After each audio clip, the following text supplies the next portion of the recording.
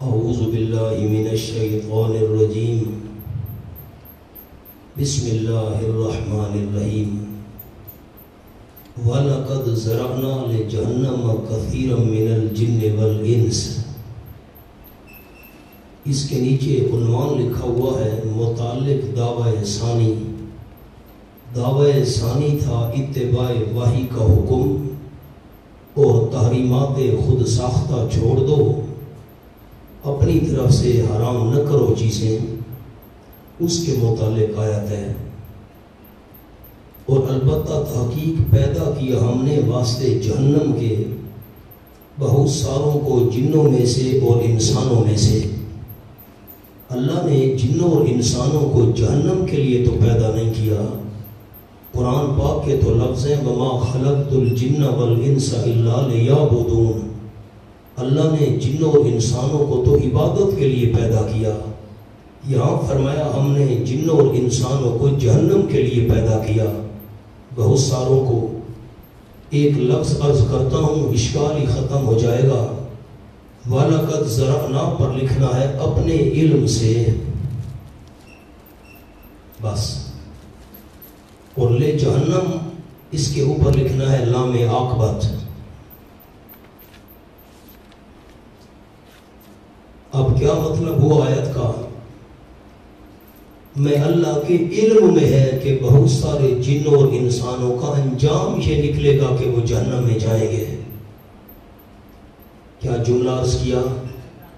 یہ ہمارے علم میں ہے کہ بہت سارے جنوں اور انسانوں کا انجام ہی ہوگا کہ وہ جہنم میں جائیں گے۔ ہم نے پیدا کیا اپنے علم سے، یعنی ہمیں علم ہے کہ ان کا انجام یہ ہونا ہے کہ انہیں جہنم میں جانا ہے۔ لہم قلوب لا یفقہون بہا، اس کے نیچے لفظ لکھنا ہے مہر جباریت۔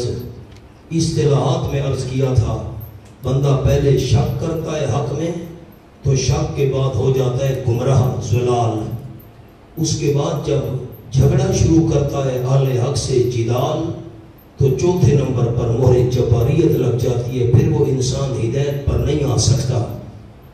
تو یہ مہر جباریت کی ایک تعبیر ہے، ایک انداز ہے۔ لہم قلوب لا یفقہون بہا، واسطے ان کے دل تو ہیں ایسے دل کے نہیں سمجھتے ان کے ساتھ حق کی بات، نہ برائے نام دل ہیں ان کے۔ وَلَهُمْ أَعْيُنٌ لَا يُبْصِرُونَ بِهَا، واسطے ان کی آنکھیں ہیں لیکن نہیں دیکھتے ان آنکھوں کے ساتھ، برائے نام آنکھیں ہیں۔ وَلَهُمْ آذَانٌ لَا يَسْمَعُونَ بِهَا، اور واسطے ان کے کان ہیں برائے نام نہیں سنتے ان کانوں کے ساتھ۔ آذان کانوں کو کہتے ہیں، آذان کانوں کو۔ ہمارے بادشاہ ہے طالب علم، یہ آذان تو پڑھو، آذان تو کانوں کو کہتے ہیں۔ آذان لفظ نہیں ہے، اذان سورۃ توبہ میں آ رہا ہے، اذان من اللہ ورسولہ، آذان لفظ نہیں ہے۔ آذان پڑھو جی، آذان کا وقت ہے، کان پڑھو۔ واہ بھائی واہ، آذان تو کانوں کو کہتے ہیں، اذن کی جمع آذان۔ اولئک کالانعام بل ہم اضل، یہ لوگ مثل جانوروں کے ہیں۔ لکھا بے توجہی از آخرت، آخرت کی طرف ان کی توجہ نہیں ہے، جانوروں سے بھی یہ جانوروں کی طرح ہیں۔ بل ہم اضل، بلکہ ان سے بھی زیادہ بے راہ، ان سے بھی زیادہ بھٹکے ہوئے ہیں۔ لکھا ہوا ہے کیونکہ وہ توجہ دلا کر مکلف نہیں بنائے گئے اور یہ توجہ دلائے گئے ہیں، جانور تو مکلف نہیں ہیں۔ آپ کو میں اس کی دنیاوی مثال دوں، آپ گائے کو پکڑ کر رسی ہاتھ میں لے کر جا رہے ہیں، آگے گڑھا آ گیا، آپ گائے کو کھینچیں گے وہ رک جائے گی، آگے نہیں آئے گی، اس کو خطرہ ہے میں گڑھے میں جا گروں گی۔ جانور کو اتنا فکر ہے میں گڑھے میں گر کر اپنا نقصان نہ کر لوں، اور جس انسان کو جہنم کے گڑھے کا فکر نہیں ہے تو جانوروں سے بھی بدتر ہے۔ اولئک هم الغافلون، یہی لوگ ہیں بے خبر باوجود توجہ دلانے کے بے خبر ہیں، توجہ دلانے کے باوجود بے خبر. وَلِلَّهِ الْأَسْمَاءُ الْحُسْنَى متعلق دعوی ثالث اس بات توحید تردید شرک، اور اللہ ہی کے لیے ہے نام، اس پر لکھیں صفاتی اچھے اچھے.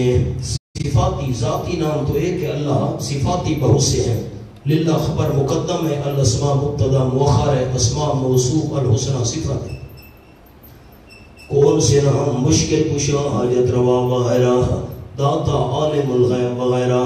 فَدْعُوهُ بِهَا پس پکارو تم صلی کریم کو، بہا ان ناموں کے ساتھ، نام پیش کر کے اللہ کو بلاؤ، یا رحیم یا کریم یا غفور وغیرہ.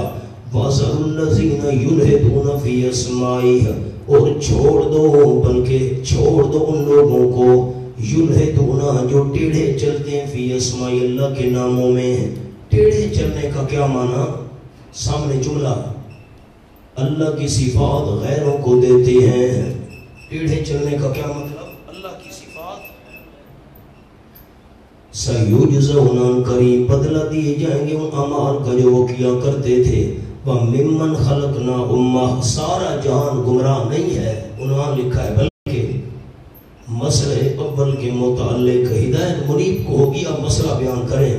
وَمِمَّنْ خَلَقْنَا أُمَّةً اور اس میں سے جو ہم نے پیدا کیے مخلوق ایک جماعت ہے، یہدون بالحق جو رہنمائی کرتے ہیں لوگوں کی ساتھ سچے مذہب کے، وَبِهِ يَعْدِلُونَ اور ساتھ اس کے انصاف کرتے ہیں اپنے اور دوسروں کے معاملات میں.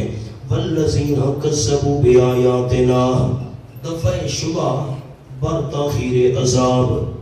یہ پہلے دعوے سے متعلق ہے. آپ مسئلہ بہادری سے بیان کریں، جو نہیں مانیں گے میں اللہ ان کو عذاب میں مبتلا کروں گا. اور وہ لوگ جنہوں نے جھٹلایا ہماری آیات کو، سنستدرجہم ہم درجہ بدرجہ لے جائیں گے ان کو. درجہ بدرجہ نیچے لکھا ہے تدریجا لے جائیں گے، درجہ بدرجہ. کس طرف لکھا ہے؟ جہنم کی طرف. من حیث لا یعلمون اس طور پر کہ وہ جانتے بھی نہیں ہوں گے. اللہ مہلت دیتا ہے، نہ جاؤ اس کے تحمل پر کہ ہے بے ٹھب گرفت اس کی، ڈر اس کی دیر گیری سے کہ ہے سخت انتقام اس کا. تو مشو مغرور بر علم خدا، دیر گیرد سخت گیرد مرتورا. وَأُمْلِي لَهُمْ اور ڈھیل دیتا ہوں میں اللہ ان کو عذاب دینے سے. اوپر ایک جملہ لکھا ہے کال المالوں کے ساتھ، اوپر مہلت دینا، استدراج مہلت پر. یومن فیومن معاصی کی زیادتی کا مرتکب ہوگا.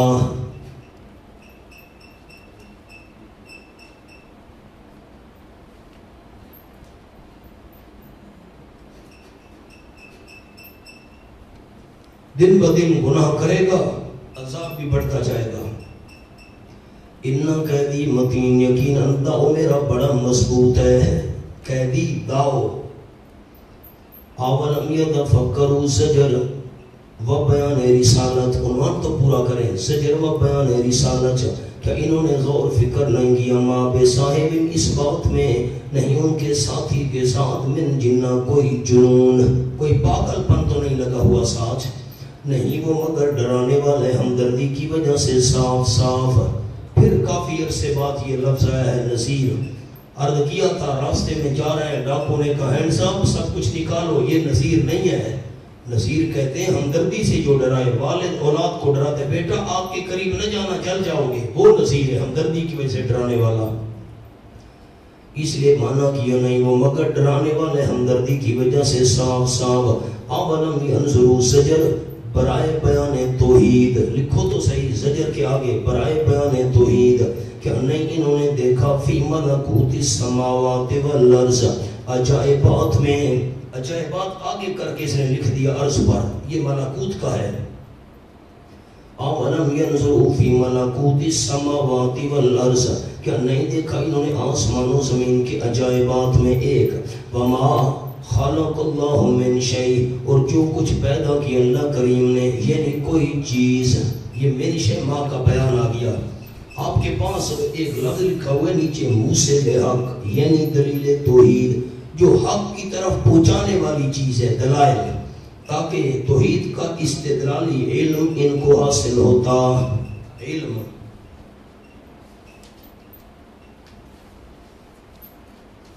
موصل حق لکھا ہوا ہے، موصل حق حق تک پہنچانے والی چیز یعنی دلائل. وَأَنْ عَسَىٰ يَكُونَ قَدِ اقْتَرَبَ أَجَلُهُمْ. معین موصل کہتے ہیں یعنی خوف خدا، جو دلائل کی امداد کرنے والے ہوں. بندہ تاکہ موت کو یاد کرے، آخرت کو یاد کرے اور پھر دلائل میں سوچے، پھر دلائل میں غور فکر کرے. اور یہ کہ امید ہے ممکن ہے کہ ہو تحقیق بہت قریب آ چکی ہو ان کی مدت. فَبِأَيِّ حَدِيثٍ بَعْدَهُ يُؤْمِنُونَ. پس ساتھ کون سے کلام کے، حدیث کا معنی کلام، کون سی کلام کے اس قرآن کے بعد یؤمنون ایمان لائیں گے. لکھا ہے قرآن کے جو مؤثر بلیغ ہے، اتنا مؤثر بلیغ، اتنا اعلیٰ اثر ڈالنے والا قرآن، اس کو نہیں مانتے. اس کے علاوہ اور کس کلام کو مانیں گے؟ مَن يُضْلِلِ اللَّهُ. جس بندے کو گمراہ کرے اللہ، پس نہیں کوئی ہادی اللہ رہنمائی کرنے والا، اس کی پھر غم لا حاصل ہے. وَيَذَرْهُمْ فِي طُغْيَانِهِمْ. چھوڑ رہا ہے اللہ ان کو اپنی سرکشی میں. یَعْمَهُونَ. دل کے اندھے ہو رہے ہیں، یعنی دفعتاً ان کو عذاب ہوگا. یسألونک عن الساعة أَیَّانَ مُرْسَاهَا. متعلق بداوہ ثالث، اس بات توحید تردید شرک. آپ توحید بیان کرتے رہیں، شرک کی تردید کرتے رہیں. یسألونک پر لکھیں زجر بطور شکوہ. زجر اللہ نے ڈانٹا ہے شکوے کے انداز میں، ان کا شکوہ بھی ہے. شرم نہیں آتی بجائے توحید ماننے کے الٹا سوال پوچھتے آپ صلی اللہ علیہ وسلم سے قیامت کے متعلق. ایان مرساہا، کب ہوگا قائم ہونا اس کا کل؟ فرما دیجئے میرے محبوب صلی اللہ علیہ وسلم انما علمها عند ربی. جواب اول پکی بات ہے، اس کا علم صرف میرے رب کے پاس ہے. لا عندی، میرے پاس نہیں. لا یجلیها لوقتها الا هو. دوسرا جواب نہیں ظاہر کرے گا اس قیامت کو اپنے وقت پر الا هو، مگر وہی اللہ. جو قیامت کا وقت ہے مقرر، اس کو اپنے وقت پر صرف وہی ظاہر کرے گا. ثقلت فی السماوات والارض. تیسرا جواب بھاری ہے آسمانوں میں اور زمین میں. اس کا علم تو آسمان و زمین برداشت نہیں کر سکتے، میں کیسے اس کا علم برداشت کرتا کہ اللہ نے مجھے دیا اور میں تمہیں بتاؤں. لا تأتیکم الا بغتہ. چوتھا جواب نہیں آئے گی قیامت تمہارے پاس مگر بلا اطلاع. یسألونک، آپ صلی اللہ علیہ وسلم سے پوچھتے ہیں کأنک حفی عنہا، گویا کہ آپ علم رکھنے والے ہیں اس کے متعلق. حفی عالم کما قال ابن عباس رضی اللہ عنہ، حفی عالم بہا، گویا کہ آپ اس کو جانتے ہیں. پوچھتے تو ایسے ہیں آپ سے. قل انما علمها عند اللہ. فرما دیجئے پکی بات ہے اس قیامت کے علم اللہ کے پاس ہے، لیکن اکثر لوگ لا یعلمون، جانتے نہیں. اب حاشیہ پڑھیں جو حاشیہ پر لفظ ہے استأثر اللہ بعلمها. دیکھو تو صحیح، اکیلا ہو چکا ہے اللہ اس قیامت کے علم کے ساتھ. استأثر اللہ، اکیلا ہو چکا ہے اللہ. فلم یطلع علیہ احدا، اللہ نے نہیں اطلاع کی اس قیامت پر کسی ایک کو. خازن لم یطلع علیہ ملکا مقربا ولا نبی مرسلا، نہیں اطلاع دی اللہ نے اس پر کسی قریبی فرشتے کو، نہ کسی پیغمبر بھیجے ہوئے کو. نمبر 2 والمانا لا یجلیہا ان الخفا بها مستمر على غیر لا وقت وقوعها. جو پوشیدگی ہے نا یہ مستقل ہے، پکی ہے اس کے غیر پر، اس کے واقع ہونے کے وقت تک کسی کو پتہ نہیں ہے کب آنی ہے بس. اور ہے سلم، یہ تیسرا ثقلت کا لکھا ہے سلم یعلم وقت وقوعها، نہیں جانتے کب ہوگا اس کا واقع ہونا. ثقلت بمعنی خفیت، پوشیدہ ہے. اور لا یعلمون اکثر لوگ جانتے ہیں کیا ان علمها عند اللہ. اوپر لا یعلمون کے نیچے لکھا ہوا ہے اس کا علم اللہ کے پاس ہے. لم یعطہ احدا من خلقہ، اللہ نے اپنی مخلوق میں سے کسی کو یہ علم نہیں دیا. قل لا املک لنفسی نفعا ولا ضرا. اوپر لفظ لکھنا ہے قل پر ترقی، آگے 2-3 لفظ. علم قیامت تو درکنار بس. فرما دیجئے میرے محبوب صلی اللہ علیہ وسلم نہیں مالک ہوں میں واسطے اپنی جان کے نفع دینے کا اور نہ نقصان ہٹانے کا الا ماشاء اللہ، مگر وہی کچھ ہوگا ماشاء اللہ جو چاہے گا اللہ فہو کائن، یہ استثناء منقطع ہے، علیحدہ کلام ہے، جو چاہے گا اللہ فہو کائن، بس وہی ہونے والا ہے۔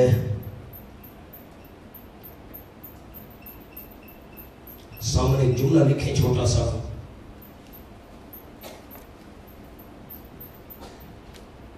ذکر ملک کا ہے، لا عملے کو، ذکر ملک کا ہے، ارادہ ہے ملک اور علم دونوں کا۔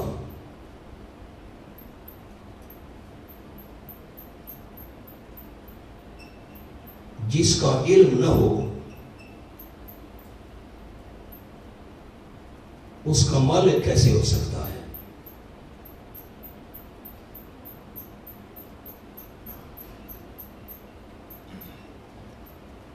وَلَوْ كُنْتُ أَعْلَمُ الْغَيْبَ، اگر میں جانتا ہوتا غیب، نیچے لکھو عطائی طور پر، کیا لفظ لکھنا ہے عبدالعلی؟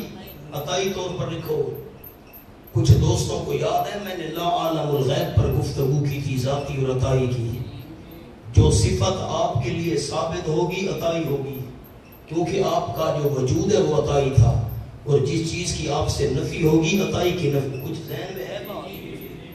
اس لیے مانا کیا وَلَوْ كُنْتُ أَعْلَمُ الْغَيْبَ، اگر میں جانتا ہوتا عطائی طور، ذاتی کوئی چھوڑو، عطائی طور پر غیب جانتا ہوتا، لَسْتَبْصَرْتُ مِنَ الْخَيْرِ، البتہ بہت سارا جمع کر لیتا دنیا کا نفع، خیر کا معنی دنیا کا نفع، وَمَا مَسَّنِيَ السُّوءُ، اور نہ پہنچتی مجھ کو دنیاوی تکلیف۔ سو کا معنی لکھے میں آگے نہیں چلوں گا۔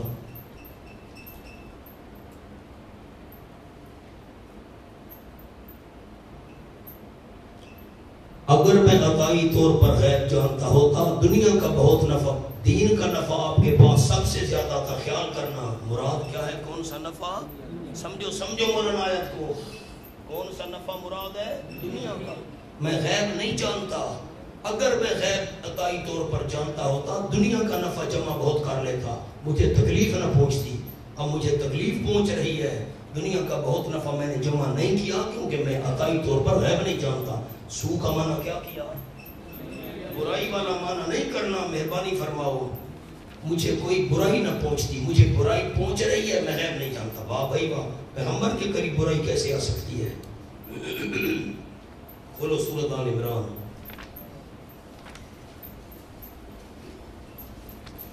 الذین قال لهم الناس ان الناس قد جمعوا لكم فاخشوهم فزادهم ایمانا۔ 157۔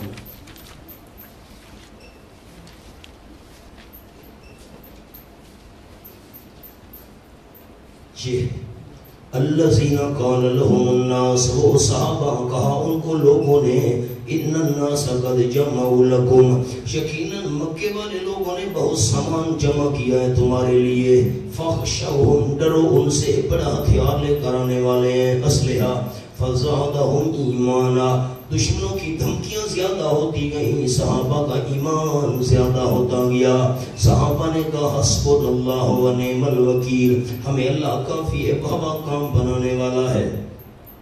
فانقلبوا بنعمت من اللہ، صحابہ واپس ہوئے اللہ کی طرف سے نعمت لے کر، وفضل، ثواب لے کر لوٹے، نعمت لے کر، لم یمسسہم سوء، نہ پہنچی صحابہ کو کوئی ناگواری اور دنیاوی تکلیف۔ سو کا معنی تکلیف، برائی والا معنی نہیں کرنا۔ میں غیب جانتا ہوتا تو دنیا کا نفع بہت اکٹھا کر لیتا، مجھے برائی نہ پہنچتی، برائی پہنچ رہی ہے، میں غیب نہیں۔ واہ بھائی واہ، سو کا معنی کیا کیا؟ اب دنیا کی تکلیف مجھے پہنچ رہی ہے، میں غیب نہیں جانتا۔ بڑے عرصے کی بات ہے، میرے خیال ہے کوئی 97-98 کی بات ہوگی، میں یہ مقام پڑھا رہا تھا، ایک خطیب سے تشریف لے ہمارے سبق میں، مجھے ملنے کے لیے، اتفاقاً میں یہ مقام بیان کر رہا تھا۔ انہوں نے جب یہ معنی سنا اور وہ آیت سنی، اتنے خوش ہوئے، کہا آج تک تو ہمارے ذہن میں یہ بات تھی کہ برائی والا معنی ہے، تو واقعی بات تو ٹھیک ہے، پیغمبر کو برائی کیسے پہنچ سکتی ہے؟ ہونا یہ نیلوی صاحب رحمۃ اللہ کی بات میں نے نقل کی ہے. حضرت نیلوی صاحب وہ دلیل پیش کرتے تھے آیات. سو کا کیا معنی کیا؟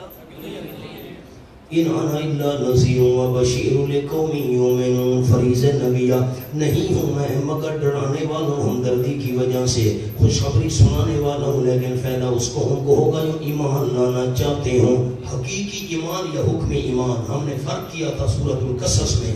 حکم ایمان ایمان لانے کا ارادہ ہو. آپ کے پاس ایک حاشیہ لکھا ہوا ہے وہ میں پڑھتا ہوں، لیکن ایک لفظ میں نے بھی لکھوانا ہے، چھوٹا سا جملہ ہے وہ لکھ لیں. اللہ ماشاء اللہ کا تمام اہل سنت والجماعت کے نزدیک، جلدی کرے، تمام اہل سنت والجماعت کے نزدیک استثناء منقطع ہے.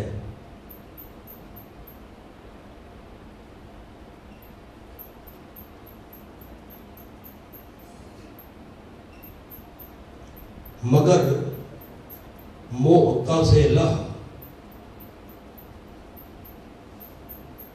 کے بقول مستثنیٰ متصل ہے.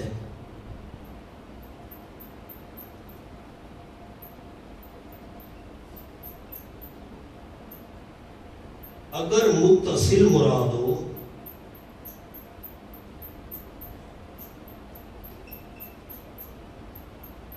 تو ما تحت الاسباب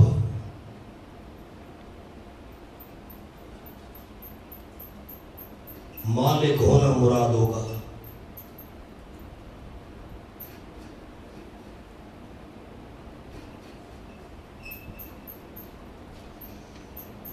نیز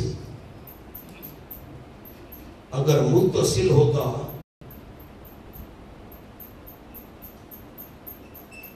تو آگے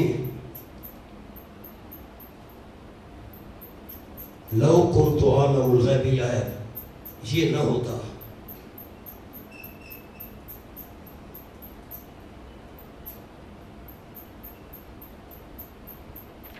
یہ حاشیہ ہو گیا. اب اس کو سمجھیں ذرا، آیت کو دیکھیں سارے احباب.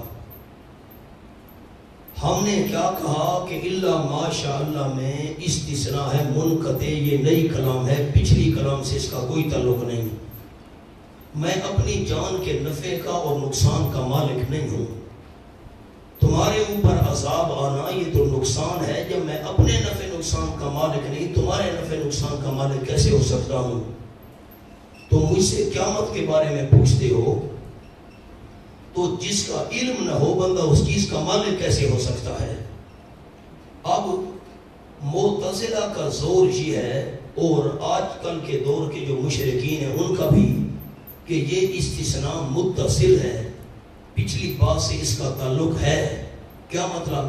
میں اپنی جان کے نفع نقصان کا مالک نہیں ہوں، مگر جو اللہ چاہے تو نفع نقصان کا مالک ہوں.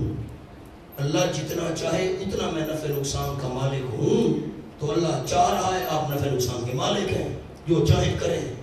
ہم نے کہا اگر تم اس کو مستثنیٰ متصل بناؤ گے تو پھر مالک ہونے سے مراد ہوگا ما تحت الاسباب نفع نقصان کا مالک ہونا. ما تحت الاسباب نفع نقصان کا مالک ہونا. ما فوق الاسباب نفع نقصان کا مالک پھر بھی اللہ ہے. تمہارا ہمارا جھگڑا ما تحت الاسباب میں ہے ہی نہیں. سانپ آ رہا ہے، میں نے لاٹھی سے اس کو بھگایا، مارا، یہ نقصان کو ہٹا دیا، یہ ما تحت الاسباب ہے. اب مجھے کسی چیز کی ضرورت تھی، میں گیا، بھاگ کر پیسے دیے، چیز وہ لے آیا، نفع والی چیز مل گئی، تو یہ ما تحت الاسباب نفع نقصان کا مالک ہونا مراد ہے، ما فوق الاسباب نہیں. ما فوق الاسباب یہ ہے انسان قبر پر جائے تو مجھے بیٹا دے دے، اب اس کے اسباب ہی ختم ہے، وہ کیسے مجھے بیٹا دے گا؟ تو مجھے صحت دے دے، اس کے اسباب ہی نہیں ہے مردے کے، وہ مجھے کیسے صحت دے گا؟ اختلاف ما فوق الاسباب میں ہے. اگر تمہاری بات صحیح، استثناء متصل ہے، تمہاری بات صحیح، میں نفع نقصان کا مالک ہوں نہیں ہوں، جتنا اللہ چاہے اتنا ہوں. اگر یہ بات تھی کہ میں نفع نقصان کا مالک ہوں جتنا اللہ چاہے، تو آگے کیوں فرمایا لو کنت عالم الغیب؟ میں غیب جانتا ہوتا تو دنیا کا نفع اکٹھا کر لیتا، مجھے تکلیف نہ پہنچتی. اگر آپ نفع نقصان کے مالک تھے، تکلیف کیوں پہنچ رہی تھی؟ دنیا کا نفع بہت سارا اکٹھا کیوں نہیں کیا؟ معلوم ہوتا ہے مستثنیٰ متصل نہیں، منقطع ہے. آپ کے پاس ایک حاشیہ لکھا ہوا ہے، ذرا اس کو غور سے دیکھو. لیکن ماشاء اللہ من ذالک کائن فل استثناء منقطع، ابو سعود کا حوالہ. جمہور کے نزدیک مستثنیٰ منقطع ہے، نئی کلام ہے، الگ جملہ ہے.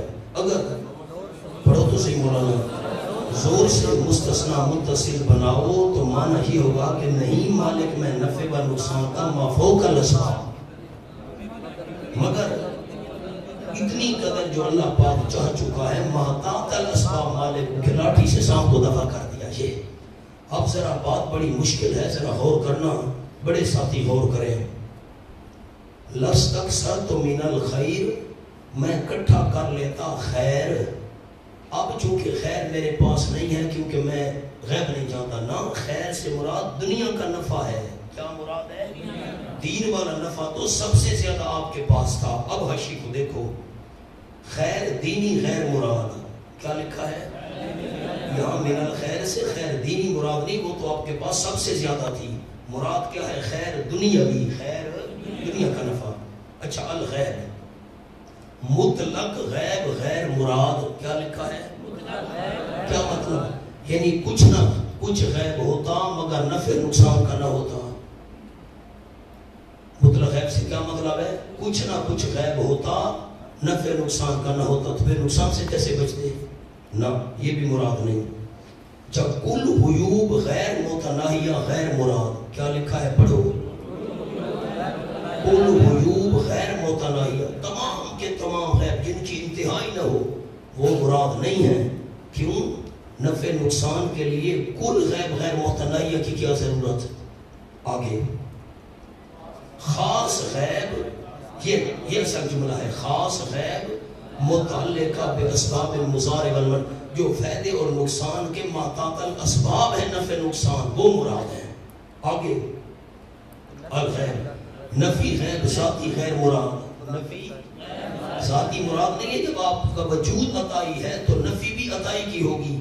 لکھا ہے لأن السائل سالا، کیونکہ سوال کرنے والے نے پوچھا اللہ یخبرک ربک، آپ کو رب بتاتا کیوں نہیں؟ بتائے نا. بلا قال یخبرنی بعلم ذاتک، یہ نہیں کہا کہ آپ اپنے ذاتی علم سے مجھے بتائیں نا. اور بریلوی کہتے ہیں کہ حاصل آیا تو منسوخ، اور یہ منسوخ ہے. منسوخ غیر مراد، منسوخ بھی منسوخ نہیں ہے. کیوں منسوخ بھی نہیں ہے؟ آپ صلی اللہ علیہ وسلم جب وفات پانے کا وقت آیا فرماتے تھے جو یہودی عورت نے گوشت میں زہر ملا کر مجھے دیا تھا، اس زہر کے اثر سے میری رگے جان کٹ رہی ہے، شاہ رگ کٹ رہی ہے. اگر یہ عید منسوخ ہوتی تو آپ صلی اللہ علیہ وسلم غیب جانتے تھے عید منسوخ ہے تو زہر ملا ہوا گوشت کیوں کھایا تھا آخری دنوں میں؟ یہ آگے کتمان للتواصل غیر مراد. مشرک کہتے ہیں جی وہ آپ نے عاجزی کی وجہ سے کہا تھا میں غیب نہیں جانتا، ویسے جانتے تھے، ویسے جانتے. وہ پیغمبر معاذ اللہ عاجزی کرتے ہوئے جھوٹ بول سکتا ہے؟ بات کچھ اور کہے کچھ. غیب عطائی مراد، بس یہ اصل لفظ ہے غیب. اب میں نے آپ کو لفظ کیا لکھوایا؟ لو کنت عالم، اگر میں غیب جانتا ہوتا. کون سا؟ عطائی طور پر. غیب جانتا ہوتا ذاتی تو ذاتی رہا، عطائی طور پر بھی نہیں جانتا. اگر عطائی طور پر جانتا ہوتا مجھے نقصان نہ پہنچتا، دنیا کی بہت سارے نفع میں جمع کر لیتا. اور میری طرف دیکھو، میں ایک بات عرض کر دوں چھوٹی سی.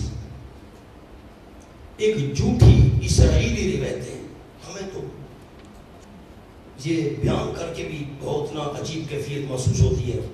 کہتے ہیں حضرت آدم اور اماں حوا کی اولاد نہیں ہوتی تھی تو شیطان آیا ان کے پاس کہ تمہارا جب بیٹا پیدا ہو نا، اول تو پیدا نہیں ہوتے تھے تو زندہ نہیں رہتے تھے، یوں کرو اس کا نام رکھنا عبد الحارث، تو تمہاری اولاد زندہ رہے گی. تو حضرت آدم اور اماں حوا کے جب بیٹا پیدا ہوا اس کا نام رکھا عبد الحارث، اور حارث تو شیطان کا نام تھا، تو شیطان نے اپنا نام رکھوایا ہے شیطان کا بندہ. جب یہ انہوں نے نام رکھا تو پھر اس کا بیٹا ان کا زندہ رہا، تو شیطان نے حضرت آدم اور حوا سے شرک کروایا معاذ اللہ. یہ روایت بیان کر کے لوگ اس پہ فٹ کر دیتے ہیں بھئی یہ آیتیں اس بارے میں نازل ہوئی ہیں. بالکل یہ جھوٹ ہے، اسرائیلی روایتیں ہیں. اللہ کا پیغمبر شرک کے قریب بھی نہیں جا سکتا. اب حاشیہ لکھ لو، پھر میں ترجمہ کروں گا، حاشیے کو فٹ کریں گے۔ نمبر 1،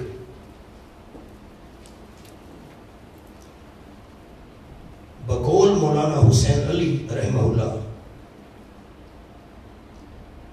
ہر ایک کو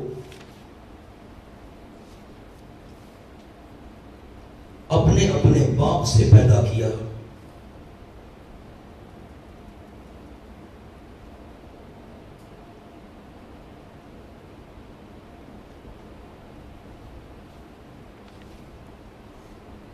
آدم علیہ السلام اور حوا کا ذکر ہی نہیں۔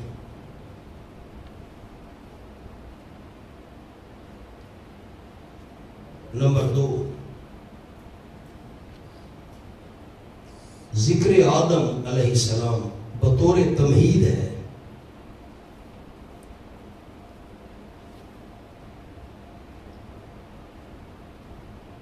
آیت کو دیکھ لیں جو لفظ لکھنے، فلما تغشاہا، یہ دوسری سطر میں ہے، لکھیں جی فلما تغشاہا سے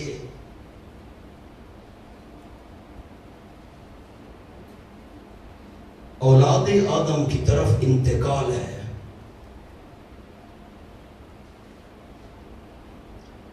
مثلا سورۃ الملک آیت نمبر 5۔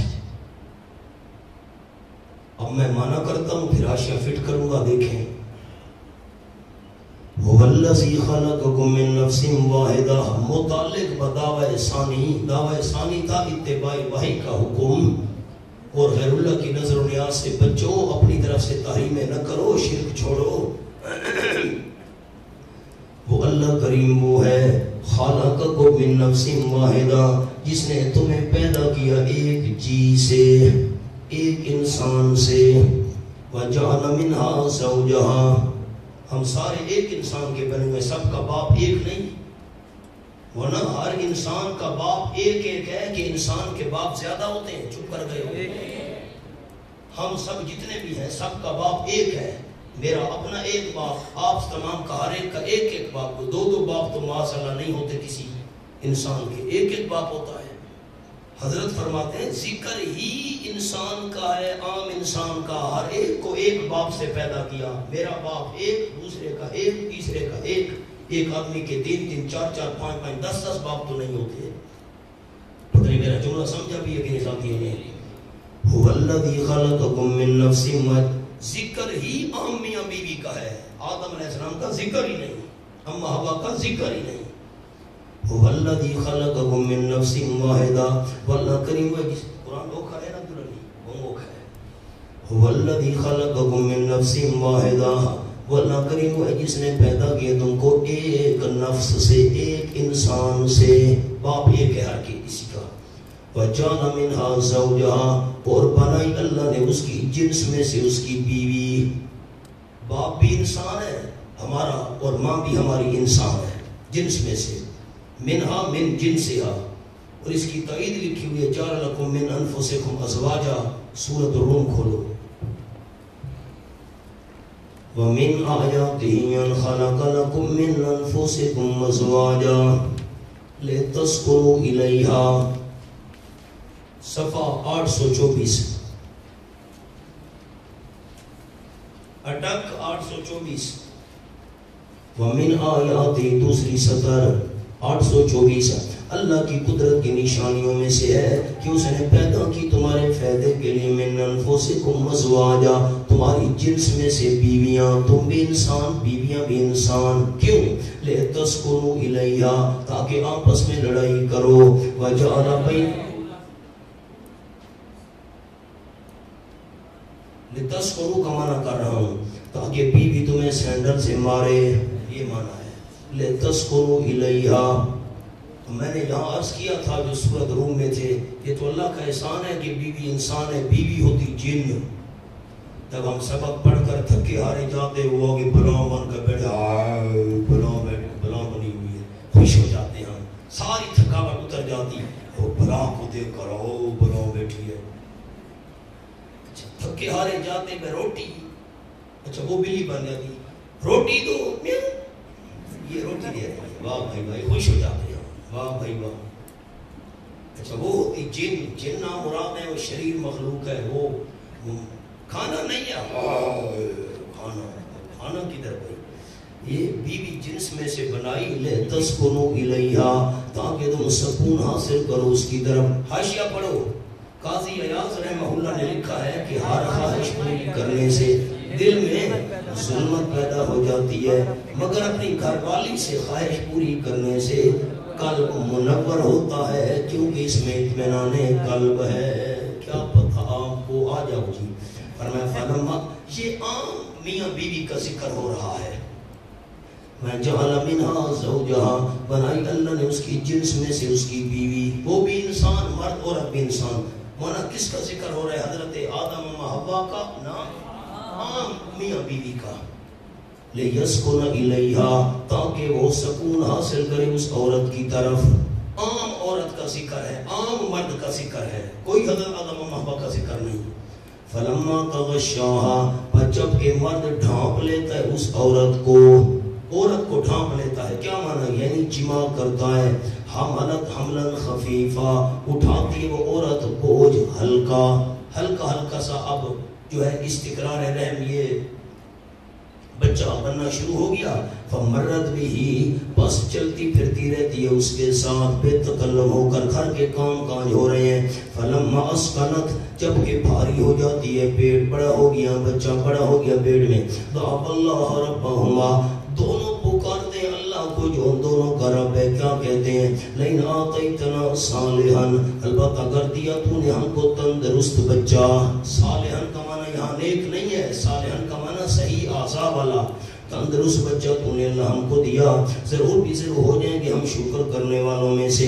فلما آتاہما صالحا، جب کہ دیتے ہیں ان دونوں کو اللہ تندرست بچہ صحیح اعضاء والا، جعل لہ شرکا، تو دونوں ٹھہرا لیتے اللہ کریم کے لیے کئی شریک۔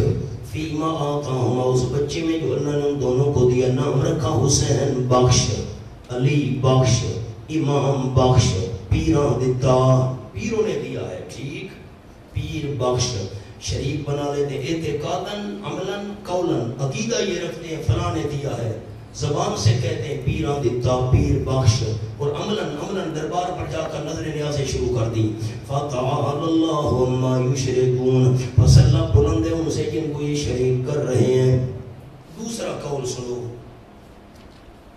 هُوَ الَّذِي سے لے کر لِيَسْكُنَ إِلَيْهَا تک کون سے لفظ کہے؟ ونا رمضان ہے نا، آپ کو پڑھنے کا بھی ثواب ہوگا۔ هُوَ الَّذِي سے لے کر إِلَيْهَا تک حضرت آدم کا ذکر ہے، اما حوا کا، اور فلما تغشاہا سے اولاد آدم کا ذکر ہے۔ آپ کہیں گے یہ کیا؟ آیت کے ایک حصے میں ذکر اور کا اور اگلے حصے میں ذکر اوروں کا۔ سورۃ ملک کھولیں،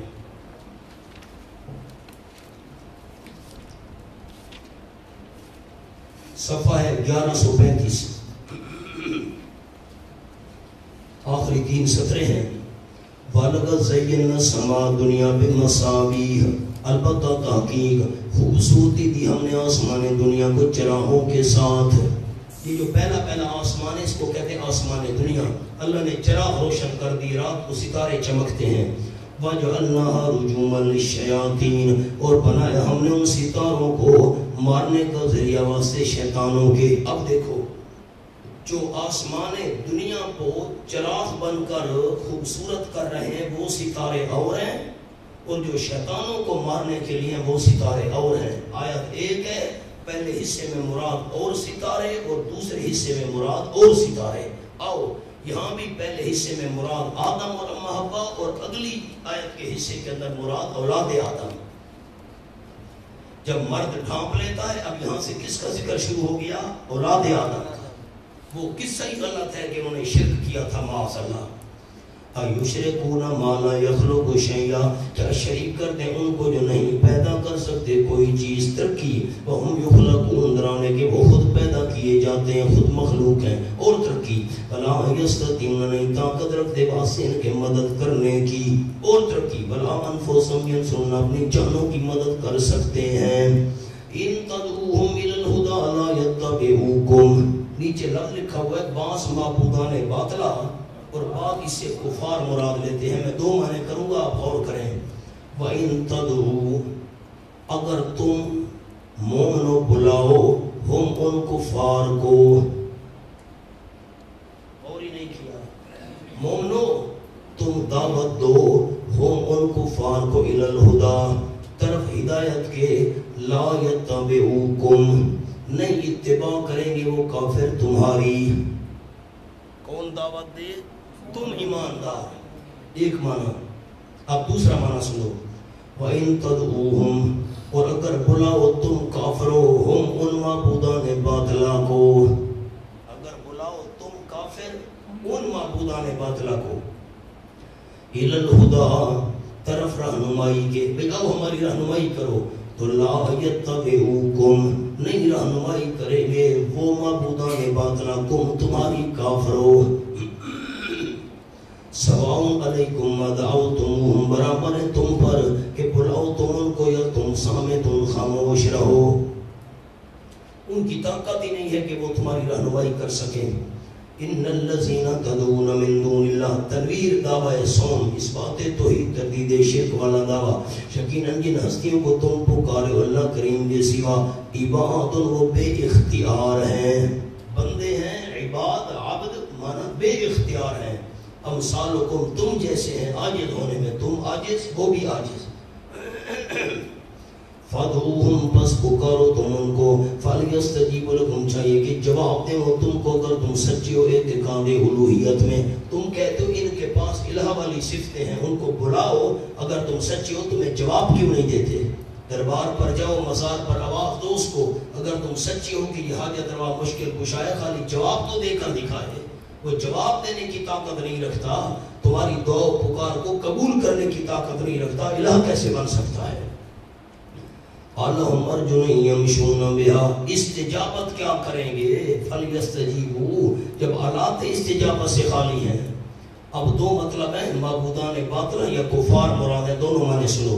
اللہم ارجن یمشون بہا کہ آواز سے ان معبودان باطلا کے پاؤں ہیں ایسے پاؤں کے چلیں ان کے ساتھ، ام لہم ایدی یبطشون بہا یا ان معبودان باطلا کے ہاتھ ہیں کہ پکڑے ان ہاتھوں کے ساتھ، یا ان کے لیے آیون آنکھیں ہیں کہ دیکھیں ان آنکھوں کے ساتھ، یا واسطے ان کے کان ہیں کہ سنے وہ معبودان باطلا ان کانوں کے ساتھ، یا دوسرا معنی مشرکین والا سنو، کفار والا، اللہم ارجن یمشون بہا کیا ان کفار کے پاؤں ہیں ایسے پاؤں کہ وہ چلیں ان کے، ایسے جملہ صفت ہے، ایسے پاؤں کہ وہ چلیں ان کے ساتھ، پاؤں تو ہیں لیکن ایسے نہیں ہے کہ حق کی طرف چل کر آئیں، غور کرنا جملے پر، ام لہم عین یا آیا ان کے لیے ہاتھ ہیں ایسے ہاتھ کی وہ پکڑے ان ہاتھوں کے ساتھ، ام لہم آیون یبصرون بہا یا واسطے ان کفار کی آنکھیں ایسی آنکھیں کہ دیکھیں ان کے ساتھ، کافروں کی آنکھیں تو ہیں ایسی نہیں ہے کہ وہ حق کو دیکھیں، ان کے کان ہیں کان تو ہیں لیکن ایسے نہیں ہیں کافروں کے کہ وہ حق کو سنیں،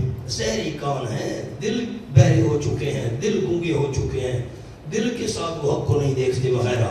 قُلِ ادْعُوا شُرَكَاءَكُمْ ثُمَّ كِيدُونِ ما قبل میں جملہ لکھا ہے نفی، نفع موقع کے دین تھی، جو عقیدہ رکھنے والے ہیں ان کو یہ نفع نہیں پہنچا سکتے، جس طرح موقع کے دین کے نفع سے عاجز ہیں اسی طرح اپنے مخالفین کے ضرر سے عاجز ہیں۔ قُلِ ادْعُوا شُرَكَاءَكُمْ فرما دو پکارو تم اپنے شریکوں کو، ثُمَّ كِيدُونَ پھر تم سب مل کر تدبیر کرو، اوپر لکھا ہے میرے ضرر دینے کی، فلا تنظرون پھر جب تدبیر بن جائے پس نہ مہلت دو مجھ کو، نہ وہ تمہیں نفع پہنچا سکتے ہیں، میں مخالف ہوں ان کا، وہ الہ نہیں مجھے نقصان نہیں پہنچا سکتے۔ ان ولی اللہ الذی نزل الکتاب دعویٰ یقیناً میرے کام بنانے والا کار ساتھ اللہ ہے، وہ اللہ دلیل خان جس نے اتاری ہے کتاب، اگر کتاب اتارنے والا اللہ ہے تو کام بنانے والا بھی صرف اللہ ہے، اور عام دلیل وہ یتولی الصالحین اور وہ اللہ رکھوالی کرتا ہے نیکوں کی، یا تولی الصالحین رکھوالی کرتا ہے نیکوں کی، تمام نیکوں کی رکھوالی کرنے والا اللہ، تو ولی کار ساتھ بھی صرف اللہ، والذین تدعون من دون بیان عجز معبود باطل اور وہ ہستیاں کہ تم پکار رہے ان کو اللہ کے سوا لا یستطیعون نصرکم نہیں طاقت رکھتے وہ تمہاری مدد کرنے کی تمہارے دشمنوں کے مقابلے میں فلا انفسهم ینصرون اپنی جانوں کی مدد کر سکتے ہیں فإن تدعوهم إلى الهدى وہی انداز آگیا جو پچھلے صفحے پر تھا اگر بلاؤ تو من معبودان باطلہ کو کافرو الہدا طرف رہنمائی کے ہماری رہنمائی کرو لا یسمعوا سنیں گے بھی نہیں دوسرا معنی مومن والا ان تدعوہم اگر دعوت دو مومنو تم ان کفار کو الہدا ہدایت کی طرف لا یسمعوا سنیں گے ہی نہیں بات فتراہم ینظرون الیک آپ ان کو دیکھتے ہیں ینظرون الیک وہ دیکھ رہے ہوتے ہیں آپ کی طرف ینظرون پر لکھو زہری آنکھوں سے بظاہر تو دیکھ رہے ہوتے ہیں لیکن وہم لا یبصرون وہ نہیں دیکھتے دل سے اوپر لکھو دل بے نور ہے خذ العفو وامر بالعرف تسلی میرے محبوب پکڑو معافی کو یعنی معافی کی عادت بناؤ اصول فوز اول وامر بالمعروف نمبر 2 اور حکم کرو نیک کام کا وارث عن المشرک عن الجاہلین اور منہ موڑ لو الجاہلین ان جہلوں سے کیا مطلب جہلین کا جو بعد از تعلیم نہ مانے ان جہلوں سے اعراض کر لو منہ موڑ لو ان کی پرواہ نہ کرو منہ موڑنے کو مانے یعنی منہ ادھر کر لو پرواہ نہ کرو وَإِمَّا يَنزَغَنَّكَ مِنَ الشَّيْطَانِ النَّزْغٌ نسخہ وساوس نسخہ علاج وساوس علاج کا لفظ لکھیں گی علاج وساوس وَإِمَّا يَنزَغَنَّكَ مِنَ الشَّيْطَانِ النَّزْغٌ اگر پہنچے آپ صلی اللہ علیہ وسلم کو شیطان کی جانب سے نزغن وسوسہ یعنی غصہ شیطان غصہ دلائے نزغن کے نیچے ایک 2 لفظ میں نے بھی لکھوانے ہیں ہمارے احکام کی مخالفت کا وسوسہ بس اگر پہنچے آپ صلی اللہ علیہ وسلم کو شیطان کی جانب سے وسوسہ کون سا وسوسہ ہمارے احکام کی مخالفت کا وسوسہ تو فاستعذ باللہ پناہ ڈھونڈی اللہ کریم بھی یقین اللہ سننے والا ہے ساری پکاروں کو مہمانوں کو اور جاننے والا ہے سارے نبی پاک کو شیطان کا وسوسہ پہنچے اما ینزغنک کا لوگ کہتے ہیں جادو کا اثر نبی پر کیسے ہو گیا وہ تو شیطان ہی اثر تھا وسوسہ نبی پر کیسے اثر کر گیا گفتگو کروں گا انشاءاللہ سورۃ فلق اور سورۃ الناس میں ان الذین اتقوا یقیناً وہ لوگ جو شرک سے بچے اذا مسهم طائف من الشیطان فسب متقین جب پہنچے ان کو وسوسہ شیطان کی جانب سے لکھا ہے طائف ان پر وسوسہ لکھا ہے اوپر غصہ یا کوئی اور عمل شیطان کی جانب سے تذکرہو تو یاد کر لیتے عظمت الہی کو فَإِذَا هُمْ مُبْصِرُونَ پس فوراً وہ پہچاننے والے ہوتے ہیں اوپر لکھو حق و باطل کو کس کو پہچاننے والے ہوتے ہیں حق و باطل کو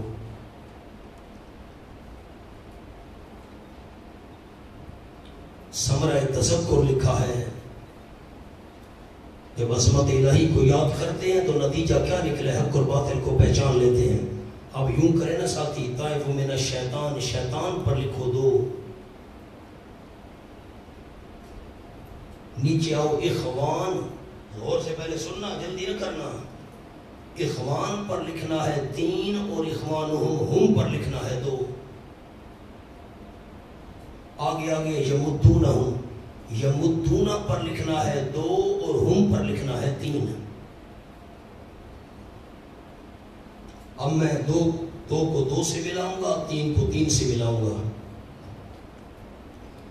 یہ آپ کی آسانی کے لیے لکھوایا وَإِخْوَانُهُمْ اور بھائی ان شیطانوں کے شیطان پر 2 لکھا تھا 2 کو 2 سے ملائیں گے زجر ڈانٹا اور بھائی ان شیطانوں کے یمدونہم کھینچتے ہیں شیطان اپنے بھائیوں کو معنی حل ہو گیا بڑے ساتھی کے نہیں ہوا بھائی ان شیطانوں کے یمدونہم کھینچتے ہیں شیطان ہم ان اپنے بھائیوں کو فی الغی گمراہی میں شیطان اپنے بھائیوں کو گمراہی میں کھینچتا ہے ثم لا یبصرون پھر کمی نہیں کرتے یمدونہ کے نیچے لکھے وصف اول اخوان الشیاطین وَإِذَا لَمْ تَأْتِهِمْ بِآيَةٍ شِکوہ، اور جب نہیں لے آتے آپ صلی اللہ علیہ وسلم ان کے پاس بِآیَةٍ فرمائشی نشانی، نیچے لکھا ہے مختار یا فرمائشی، فریسے نبی قالو تو کہتے ہیں لَوْ لَجْتَ بَيْتَا، کیوں نہیں کھینچ لایا تو اس نشانی کو، کیوں نہیں کھینچ لایا، اگر تو نبی ہے تو دکھانا، کھینچ لایا یعنی کیوں نہیں دکھایا؟ کل جواب شکوہ میرا اصلی کام یہ ہے انما اتبع ما یوحی الی من ربی، پکی بات ہے میں پیچھے چلتا ہوں صرف اس کے جو وحی کی جاتی ہے میری طرف میرے رب کی جانب سے، ھذا بصائر من ربکم، یہ سوجھ بوجھ کی باتیں ہیں، بصائر کا معنی کیا سوجھ بوجھ، بصیرت کی جمع دل کی روشنی، یہ سوجھ بوجھ کی باتیں، یہ قرآن ھذا کے نیچے قرآن ہے، یہ قرآن فضیلت ہے، ول سوجھ بوجھ کی باتیں تمہارے رب کی طرف سے، ایک نہیں کئی دلیلیں ہیں، نمبر دو ہدایت علم کے لحاظ سے، رحمت عمل کے لحاظ سے، لیکن فائدہ اس قوم کو ہوگا لقوم یؤمنون جو ایمان رکھتے ہوں، وَإِذَا قُرِئَ الْقُرْآنُ شرک سے بچنے کے لیے ترغیب الی القرآن، اور جب پڑھا جائے قرآن فَاسْتَمِعُوا لَهُ خوب توجہ سے سنا کرو اس کو، فَاسْمَعُوا نہیں فرمایا، فَاسْتَمِعُوا زیادت اللفظ تفید زیادت المعنی، لفظ بڑھ جائے معنی بڑھ جاتا ہے، خوب توجہ سے سنا کرو اس کو، انصتوا اور خاموش رہا کرو، خاموش رہا کرو، لعلکم، اب انصتوا پر ایک لفظ لکھوانا ہے، قلم ہاتھ میں رکھیں، بوجہ اتب متکلم، بس بوجہ سمرہ لعلکم ترحمون تاکہ تم رحم کی جاؤ، ابتدان یا بکان، یا تو ابتداءً ہی رحم ہوگا، ابتداء نہ ہو تو پھر رحم ہونا تو ہونا ہے، دیر سے ہوگا مستحق بن جاؤ۔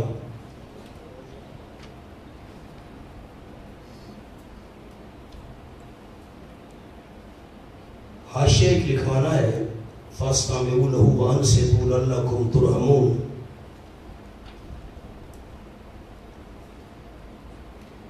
لکھو جی، استماع، فاستمعوا سے استماع وہ سننا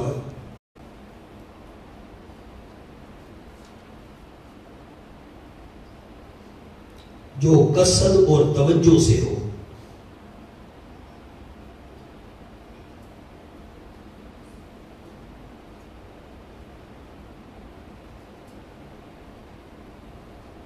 نمبر دو انصتوا انصات،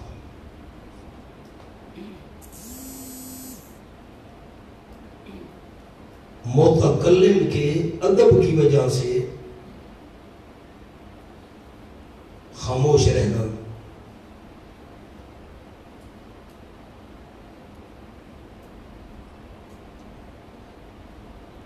خواہ کلام سنائی دے یا نہ، خواہ کلام سنائی دے یا نہ،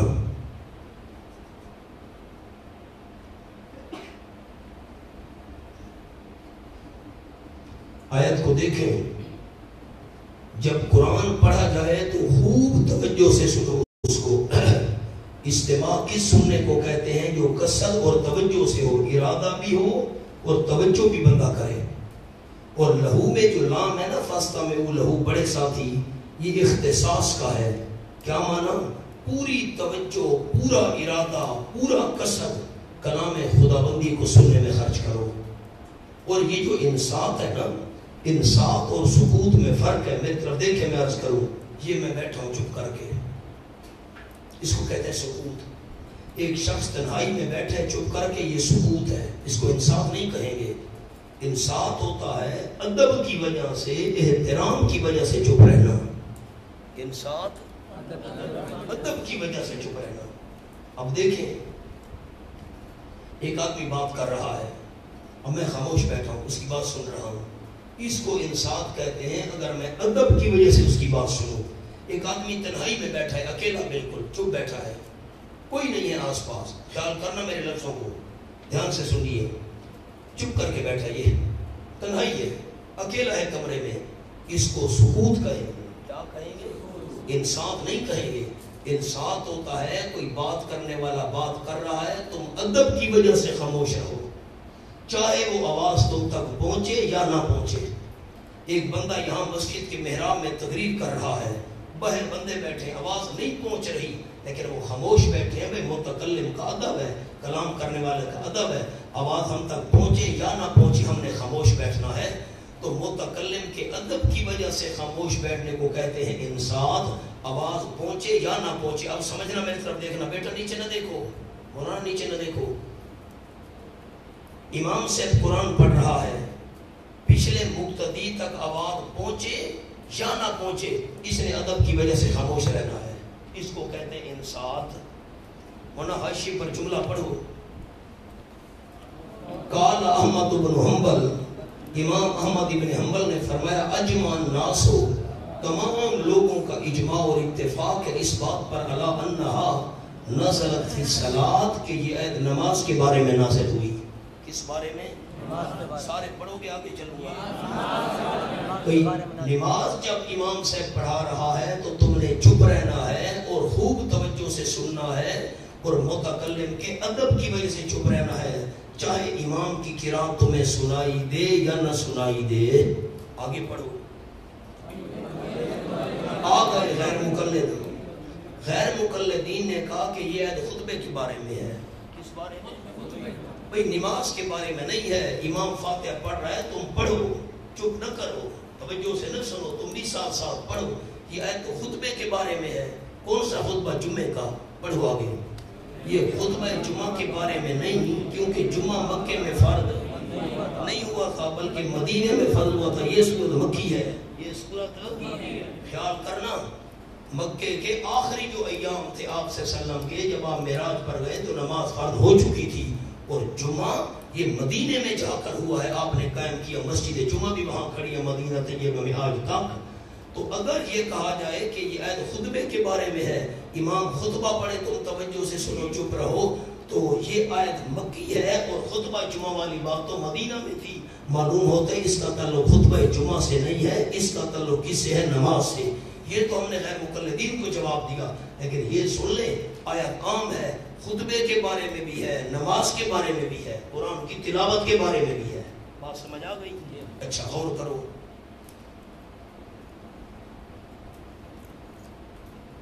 ایک اور دو نام آپ کو لکھوا دوں. یہ جو جہاں قال احمد بن حنبل لکھا ہوا ہے نا، 7 لفظ لکھ لیں. ابن عباس رضی اللہ تعالیٰ عنہ، بالکل 7 لکھنے ہیں لفظ. ابن عباس رضی اللہ، مجاہد، عطا، یہ بھی بڑے عظیم تابعی تھے عطا، سب نے یہی کہا ہے.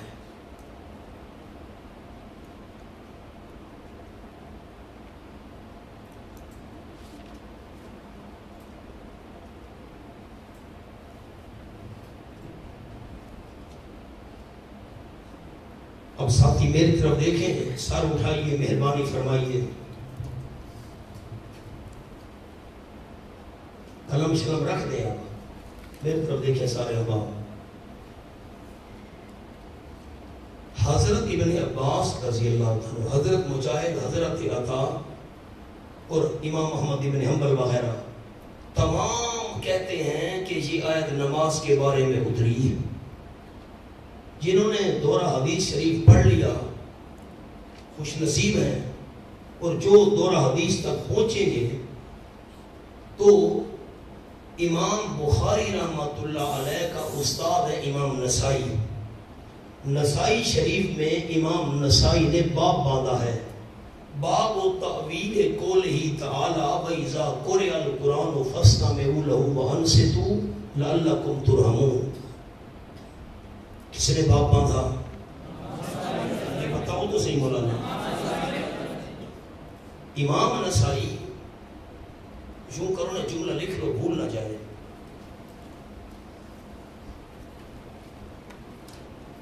میں بھی پہلے بیان میں لفظ الٹ کے بیٹھا، امام لکھے نا، امام نسائی شاگرد ہے امام بخاری کا. کس کا؟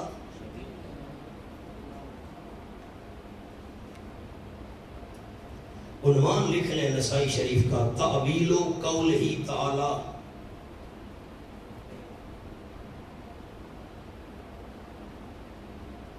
اللہ اللہ.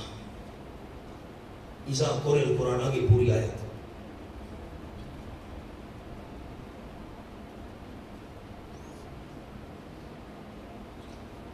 اب میری طرف دیکھیں، میں بات عرض کروں. امام نسائی رحمۃ اللہ علیہ شاگرد امام بخاری کا، نسائی شریف صحاح ستہ میں شامل ہے، اور امام نسائی نے باب باندھا ہے تاویل قولہ تعالی وَإِذَا قُرِئَ الْقُرْآنُ آخر تک آیات.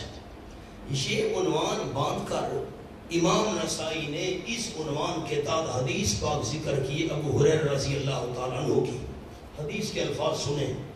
قال النبی صلی اللہ علیہ وسلم انما جعل الامام لیتم بہ. امام کے لفظ ہیں. امام اس لیے مقرر کیا جاتا ہے کہ تم امام کی اقتداء کرو، امام کے پیچھے پیچھے چلو. اذا کبر فکبروا، امام اللہ اکبر کہے تم اللہ اکبر کو. اذا قرأ فانصتوا، امام قرات کرے تم چپ رہو. ورنہ اب خیال ہمارا استدلال سننا.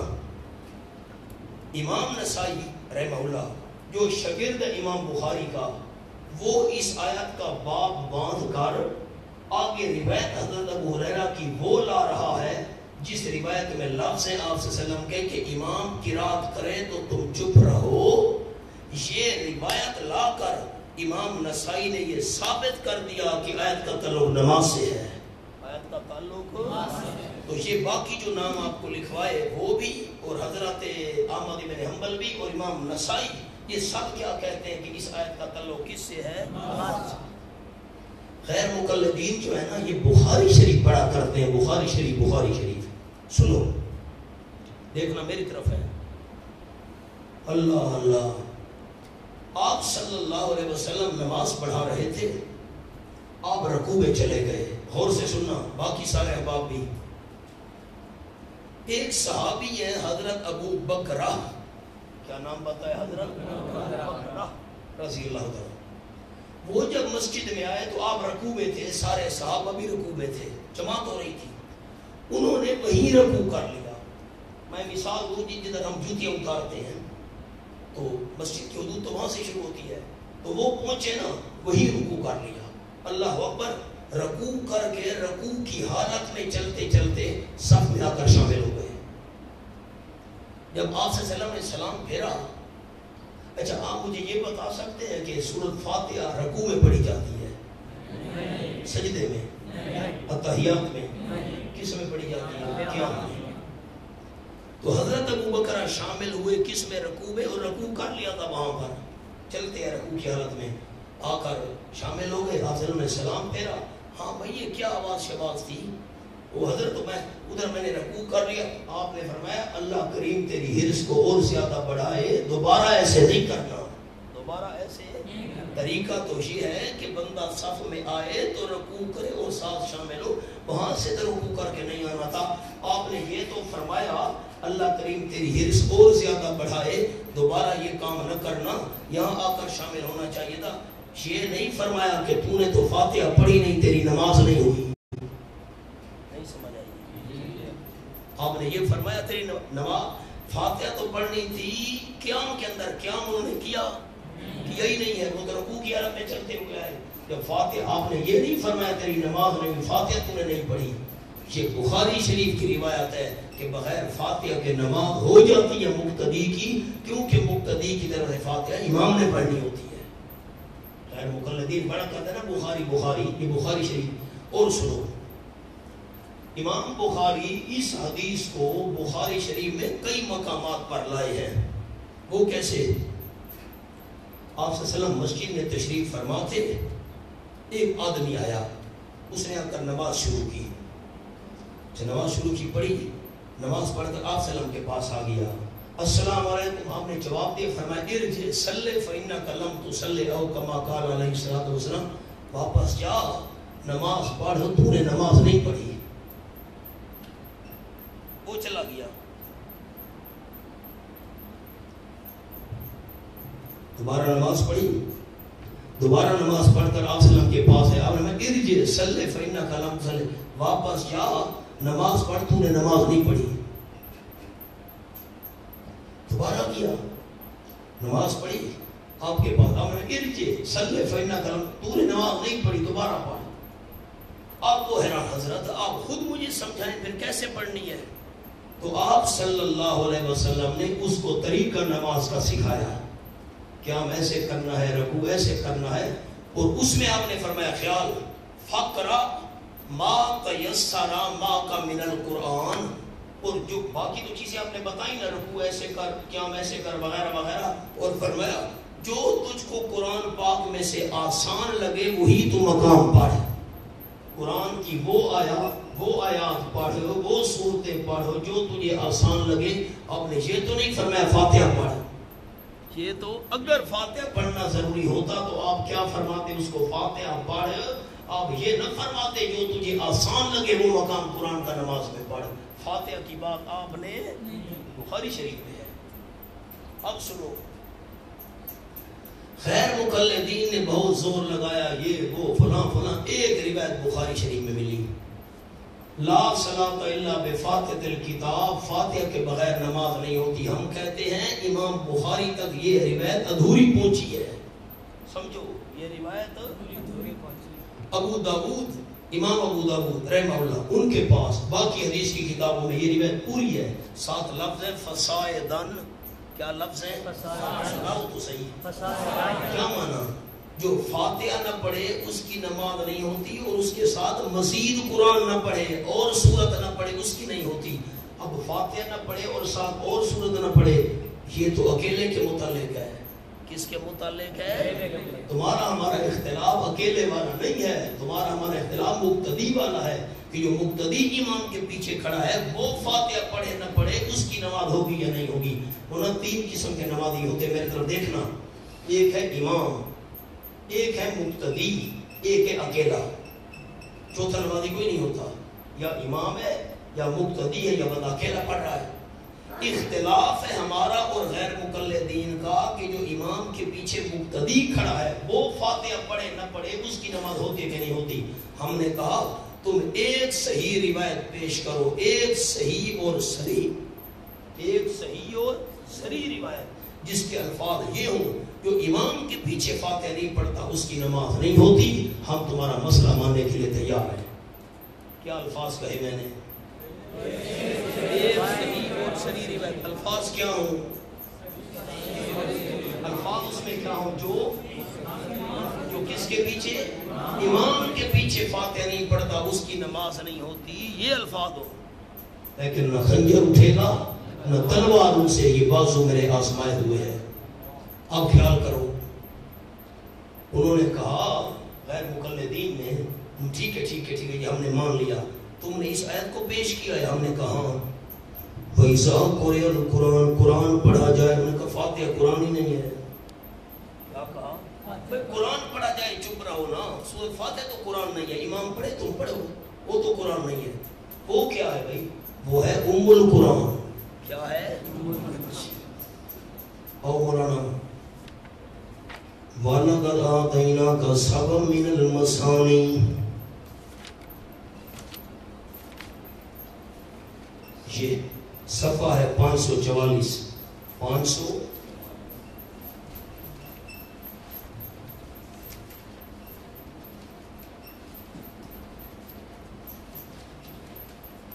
عجیب بات آنے والی ہے، پہلے یہ کر لوں.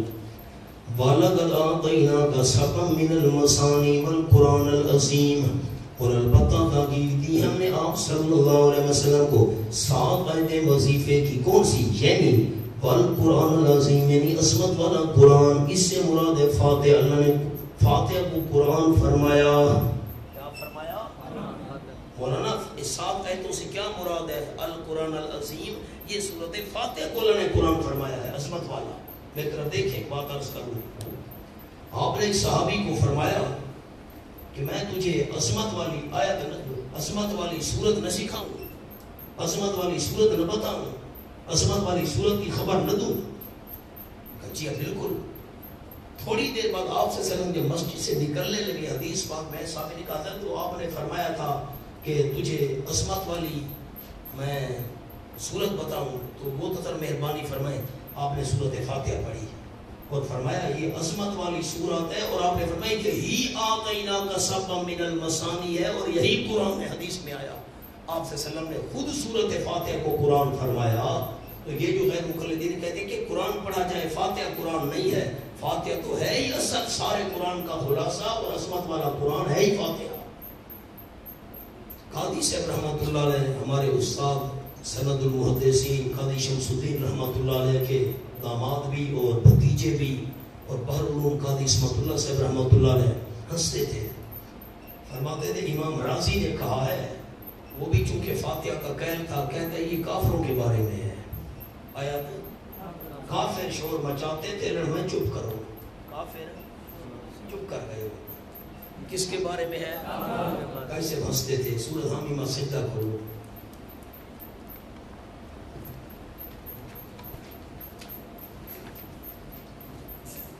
وقال الذين كفروا لا تسمعوا لهذا القرآن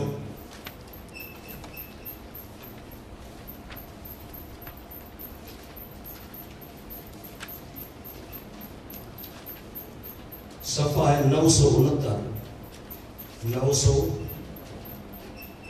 اچھا ذرا سورۃ حمیمہ سجدہ جو ہے نا، اس کا شروع دیکھ لو، یہ 61 نمبر پر نازل ہوئی ہے، دیکھو نا ذرا بسم اللہ کے ساتھ،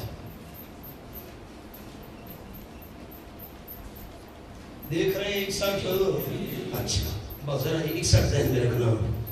وقال الذين كفروا کافر کہنے لگے لا تسمعوا لهذا القرآن، اس قرآن کو نہ سنو، والغوا فيه، اور شور مچاؤ اس کی قرات میں تاکہ تم غالب آ جاؤ۔ 61 نمبر پر نازل ہوئی، شور مچاؤ۔ سورۃ اعراف کون سے نمبر پر نازل ہوئی؟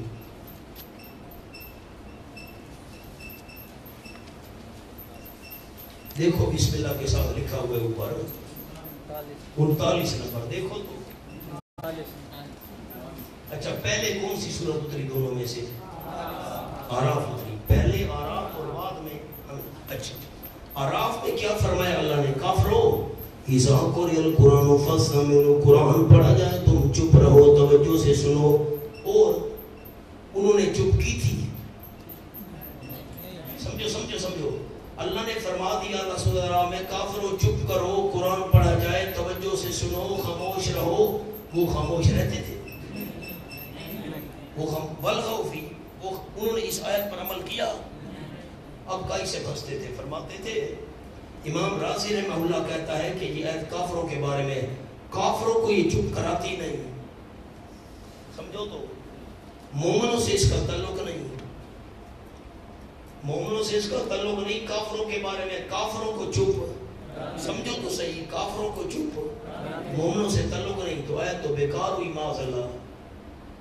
کافروں کو چپ کراتی نہیں، مومنوں سے اس کا تعلق نہیں، آیت تو معاذ اللہ فضول ہوئی۔ پھر نہ مونا یہ بات نہیں ہے، بات یہ ہے کہ آیت ہے نماز کے متعلق، اور آیت عام ہے، کافر ہے اس کے بارے میں بھی ہے، مسلمان ہے اس کے بارے میں، سب کو کہا جا رہا ہے قرآن پڑھا جائے، تم نے توجہ سے سننا ہے اور چپ رہنا ہے۔ خلاصہ کیا نکلا اب ساری گفتگو کا؟ آپ کو واقعہ سنا کر اگلی بات شروع کروں، جو ذکر کے 4 پہلو آنے والے ہیں۔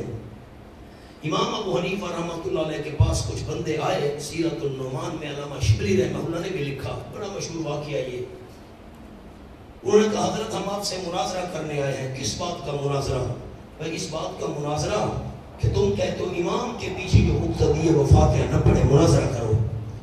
امام صاحب نے فرمایا تم ایک بندہ مقرر کر لو جو سب کی طرف سے بات کرے، لیکن یہ میری شرط ہے، وہ جیت گیا تم جیت گئے، وہ ہار گیا تم سب ہار گئے۔ بالکل ٹھیک ہے، جائز بات ہے۔ ایک بندہ انہوں نے مقرر کیا کہ ہماری طرف سے یہ گفتگو کرے گا، اس کی جیت ہماری جیت، اس کی ہار ہماری ہار۔ امام صاحب نے فرمایا میں نے مناظرہ جیت لیا ہے، جیت لیا، بات شروع نہیں ہوئی پہلے جیت لیا۔ یہ کیسے؟ امام صاحب نے فرمایا تم نے ایک بندہ مقرر کیا، ایک بات کرے گا سب کی سمجھی جائے گی، ہم نے ایک امام مقرر کیا، ایک فاتحہ پڑھے گا سب کی سمجھی جائے گی۔ حدیث سنو، عوام ہم پر سوال کرتے، عوام کہ چلو صبح مغرب عشاء ان میں تو امام فاتحہ پڑھے تو پیچھے والے سن رہے ہیں، اور ظہر اور عصر اس میں تو نہیں سنائی دیتی امام کی قرات۔ حدیث پاک میں آیا من کان لہو امام فقرات الامام لہو قرات او کما قال علیہ الصلوۃ والسلام. جو بندہ امام کے پیچھے نماز پڑھ رہا ہے، امام کا قرآن پڑھنا یہ مقتدی کا قرآن پڑھنا سمجھا جائے گا. مقتدی کی طرف سے فاتحہ امام نے پڑھنی ہے، امام فاتحہ پڑھے گا، سب کی سمجھی جائے گی. زیادہ تفصیلات ہوتی ہیں دور حدیث میں، موٹی موٹی باتیں میں نے عرض کر دی. آگے چلو.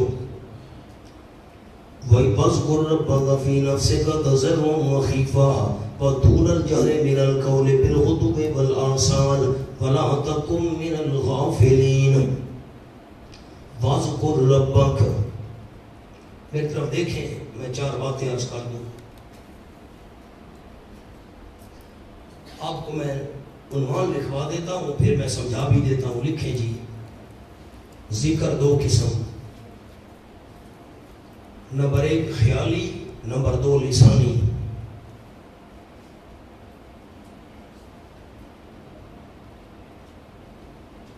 لسانی 3 قسم.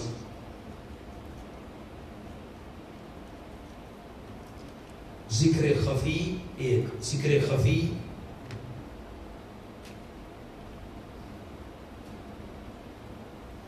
نمبر 2 جہری معتدل.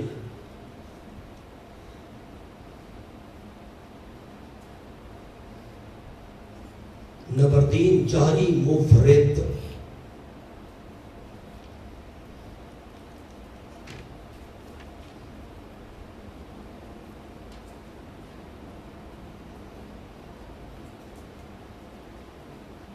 میری طرف دیکھیں تو میں بات سمجھا دوں. یہ میں بیٹھا ہوا ہوں، زبان نہیں ہل رہی، جسم نہیں ہل رہا، میں دل میں اللہ کا ذکر کر رہا ہوں، دل میں اللہ اللہ کر رہا ہوں، دل میں اللہ کو یاد کر رہا ہوں. اس کو کہتے ہیں ذکر خیالی. علماء جو ظواہر ہیں وہ اس کے قائل نہیں ہیں، لیکن صوفیاء اس کے بہت قائل ہیں. اور یہ بہت بڑا مقام ہے کہ بندہ بیٹھا ہے نا، تنہائی ہے یا خلوت ہے یا جلوت ہے یا مجمع ہے، بس دل کا دھیان اللہ کی طرف ہو، دل کا دھیان اور توجہ اللہ کی طرف ہو. اس کو کہتے ہیں ذکر خیالی. دوسرا ہوتا ہے زبان سے ذکر کرنا. اس کی 3 قسمیں ہیں. ایک قسم ہے ذکر خفی، ایسا ذکر. ذکر خفی کیا ہوتا ہے؟ جیسے ہم ظہر کی نماز، عصر کی نماز پڑھ رہے ہیں تو ہم جب یہ الفاظ پڑھ رہے ہوتے ہیں، مثلا سبحانک اللہم یا قل هو اللہ احد التحیات، تو ساتھ والا سن رہا ہوتا ہے ہماری بات؟ نہیں سن رہا ہوتا. چپ کر گئے ہو؟ نہیں سن رہا ہوتا. بندہ خود سنے تو سنے، ساتھ والا نہ سنے. اس کو کہتے ہیں ذکر خفی. دوسری قسم آپ کو لکھوائی جہری معتدل. جہری معتدل کیا ہوتا ہے کہ انسان اللہ کا ذکر تو کرے اونچی آواز سے، لیکن اتنی اونچی نہ ہو کہ جسم کو تکلیف پہنچے، رگیں پھول جائیں نہ. اس کی مثال آپ کو دیتا ہوں. بندہ بیٹھا ہے نا، ذکر کر رہا ہے اللہ اللہ اللہ، اب کوئی جسم کو تکلیف نہیں ہو رہی. یہ تو سپیکر کی وجہ سے آواز اونچی ہو رہی ہے نا. بس یہ بندہ بیٹھا ہوا ہے، اللہ کو یاد کر رہا ہے، سبحان اللہ و بحمدہ، سبحان اللہ العظیم، سبحان اللہ و استغفر اللہ لا الہ الا. یہ نہ جسم کو تکلیف ہو نہ رگیں پھولے. اس کو کہتے ہیں جہری معتدل. اور ذکر لسانی جو ہے، اس کی 4تھی قسم ہے جہری مفرد. جسم پھولے، رگیں پھولے، جسم کو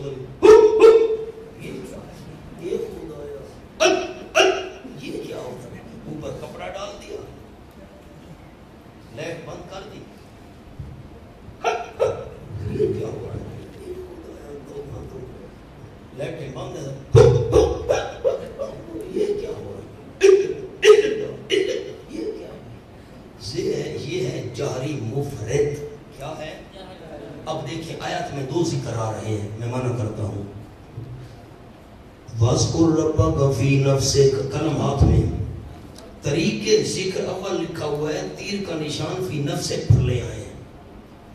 وَاذْكُرْ رَبَّكَ، یہ امر ایجاد کے لیے نہیں ہے، یہ بقا کے لیے ہے. بڑے علماء وَاذْكُرْ رَبَّكَ اور ذکر کرتے رہو اپنے پروردگار کا، کرنا کرتے رہو، ذکر کرتا رہ میرا محبوب صلی اللہ علیہ وسلم، کرتے رہو اپنے پروردگار کا۔ میں نے ادب کے لیے یہ انداز اختیار کیا، ذکر کرتے رہو میرے محبوب، صرف اپنے پروردگار کا۔ کیسے؟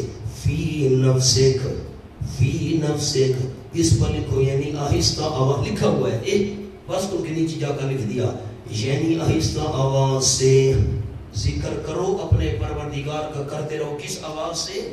آہستہ آواز سے۔ اس پر لکھو نا ذکر خفی، جلدی کرو، خیالی یہاں مراد نہیں ہے خیال کرنا۔ وَاذْكُرْ رَبَّكَ فِي نَفْسِكَ، ذکر کرتے رہو میرے محبوب صلی اللہ علیہ وسلم اپنے پروردگار کا، فی نفسک، اپنے نفس میں۔ کیا مطلب؟ یعنی آہستہ آواز سے۔ فلا یراد بالخیال، مولا تھانوی کا والے خیالی مراد نہیں ہے۔ اور کیفیت ذکر تضرع و خیفہ، سبحان اللہ، تضرع و خیفہ، گڑ گڑاتے ہوئے اور آہستہ آہستہ، یہ کیفیت ہے۔ وَدُونَ الْجَهْرِ، طریقہ ذکر دوم، اس کے آگے لگ لکھنے مولانا جہری معتدل،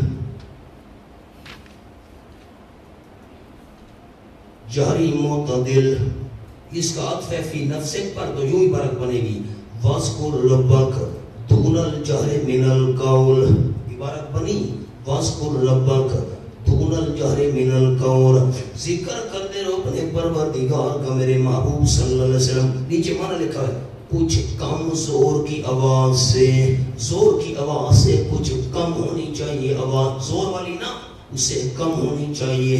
بالغدو والآصال، صبح اور شام، لکھا ہے اوپر یعنی الدوام۔ ولا تکن من الغافلین، اور نہ ہو تو غفلت کرنے والوں میں سے۔ اب خلاصہ کیا نکلا؟ دو قسم کے ذکر ثابت ہو گئے، ذکر خفی، جیسے ہم ظہر عصر کی نماز پڑھتے ہیں ساتھ والے کو پتہ ہی نہیں چلتا، ایسے بندہ ذکر کرے تو بھی جائز۔ اور جہری معتدل کیا ہے؟ جیسے قادریہ سلسلے والے کرتے ہیں، اللہ لا الہ الا اللہ، استغفر اللہ، سبحان اللہ، الحمد۔ کتنے قسم کے ذکر ثابت ہو گئے آیت میں؟ دو، ایک ذکر خفی اور ایک ذکر جہری معتدل۔ ایک اور چھوٹا سا جملہ ساتھ لکھ لیں حاشیے پر، دون الجہر سے مراد خفی نہیں،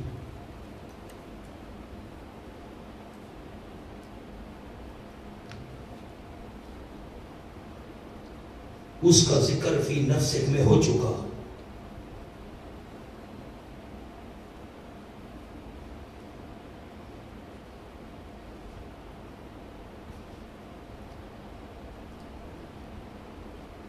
واو عطفہ ہے، ودون الجہر، واو عطفہ ہے جو تغایر کا تقاضا کرتی ہے۔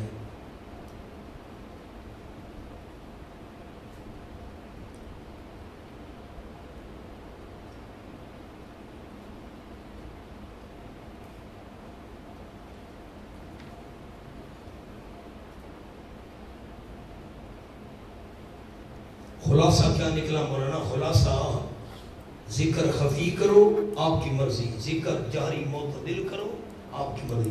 یہ وہ جو افراط یہ نہیں کرنا، خیال کرنا۔ بڑی عرصے کی بات ہے، میں اس وقت پڑھتا تھا سرگودا سے آگے چوکیرا میں ایک دیہات، تو سرگودا اڈے پر میں پہنچا، جا رہا تھا یا آ رہا تھا مدرسے، آواز آ رہی، دن کا وقت تھا، یہ کون کر رہا ہے ذکر؟ بھائی بندہ اتنا زور کا کون کر رہا ہے؟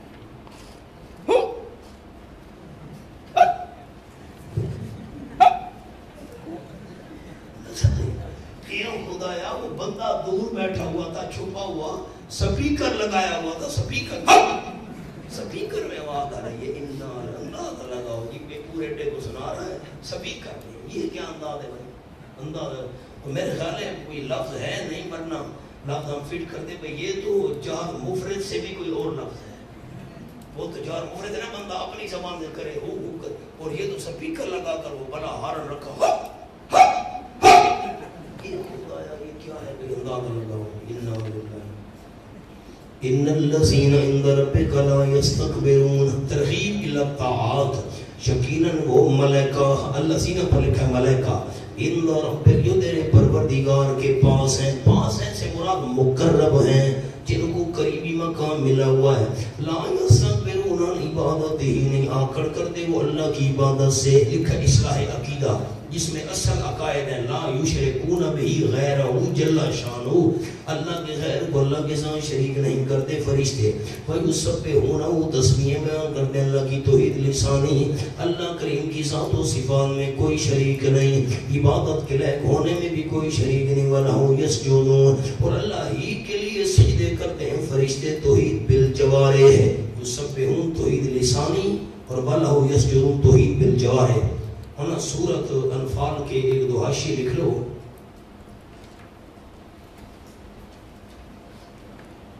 عنوان لکھو غزوہ بدر کا پس منظر.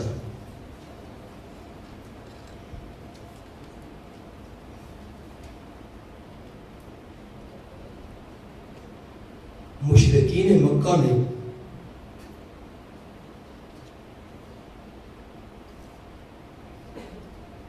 آپ نہیں لکھنا چاہتے تو میں بیان کر دوں گا خالی بس سور کو. باتیں لمبی ایسا نہ آپ کو تکلیف ہو. مولانا گھڑی دیکھ رہے ہیں نا, میرا خیال ہے بیان کافی ہے بس. میں نشانی رکھ دیتا ہوں.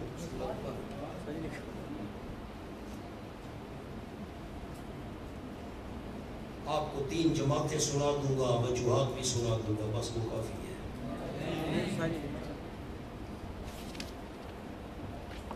بدر میں 3 جماعتیں بنی تھی. پس منظر کیا تھا کیونکہ بہت بڑا اشکال ہے کہ ابو سفیان رضی اللہ عنہ کا قافلہ جا رہا تھا اور آپ صلی اللہ علیہ وسلم صحابہ کو لے کر پہنچ گئے حملہ کرنے. تو پرامن قافلے پر آپ نے حملہ کیوں کیا؟ یہ تو بہت بڑا اشکال ہے. 1400 سال ہو گئے غیر مسلم اعتراض کرتے چلے, لیکن آپ تھک گئے ہیں. بس کافی ہے, میں بیان کر رہا ہوں. لکھو مشرکین مکہ نے عبداللہ ابن ابی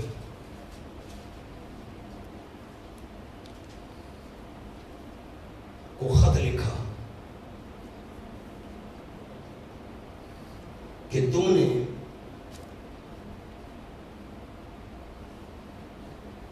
محمد صلی اللہ علیہ وسلم اور اس کے اصحاب کو پناہ دی ہے.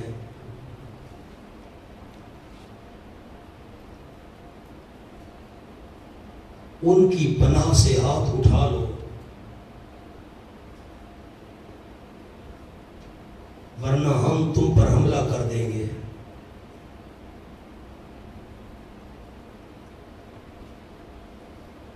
ابو داود حدیث کا نمبر لکھے 3004 300 اور 4 3004.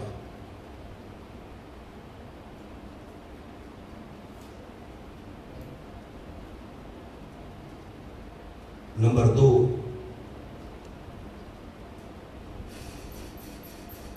طواف کے دوران اوس قبیلے کے سردار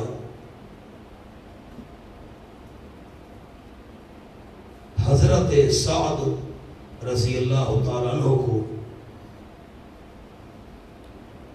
ابو جہل نے دھمکی دی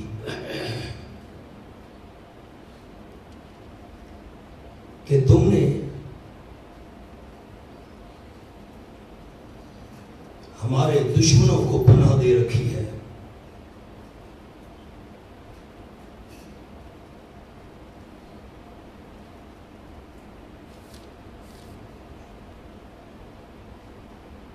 اگر تم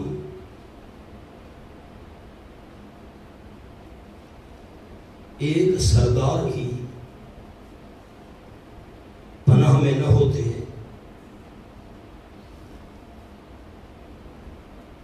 تو زندہ واپس نہ جاتے.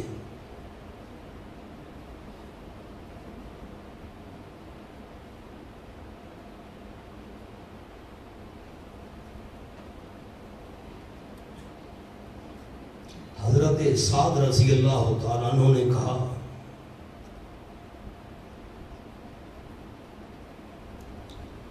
تم ہمارے آدمیوں کو مکہ آنے سے روکو گے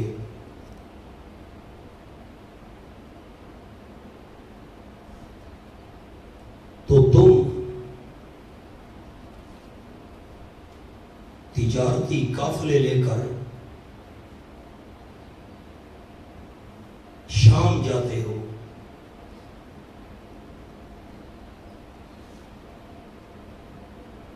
ہم تم پر حملہ کرنے میں آزاد ہوں گے۔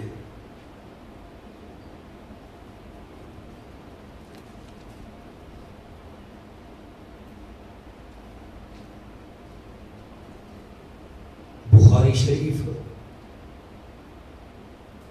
حدیث نمبر 3950۔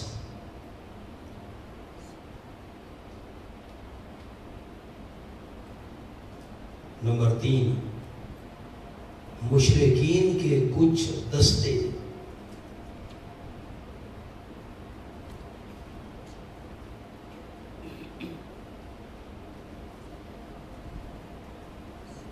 مدینہ کے آس پاس آئے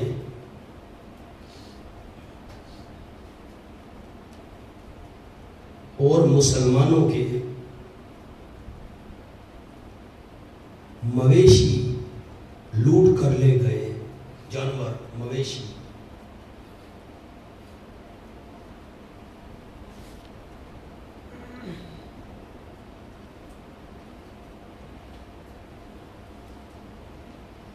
لکیر لگائیں،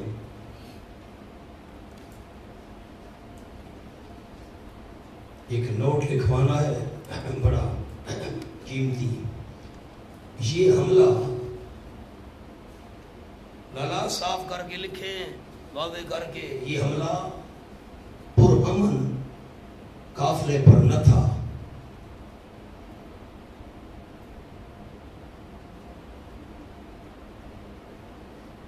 بلکہ فریقین کے درمیان ایک مسلسل جنگ کی حالت موجود تھی۔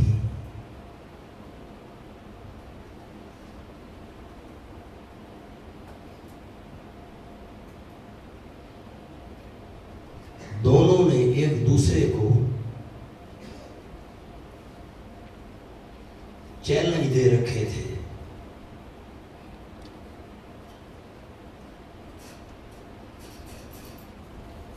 بلکہ کفار کی طرف سے عملی چھیڑ چھاڑ شروع تھی۔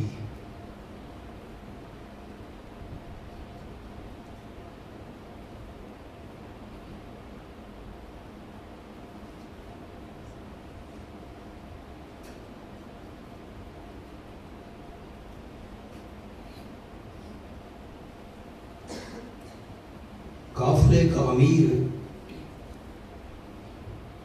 ابو سفیان رضی اللہ تعالی آپ کا کھلا دشمن تھا۔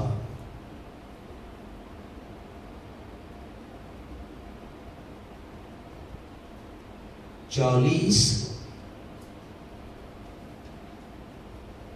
مسلح افراد وہ تھے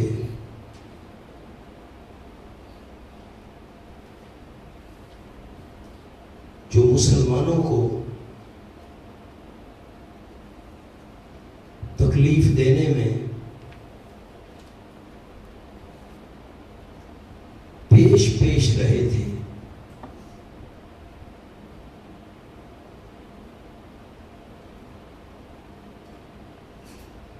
اور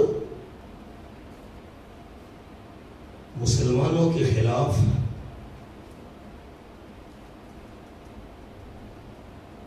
جنگ کی تیاریاں کر رہے تھے۔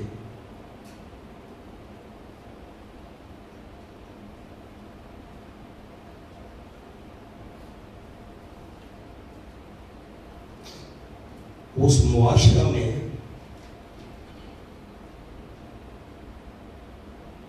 تمام بالغ مرد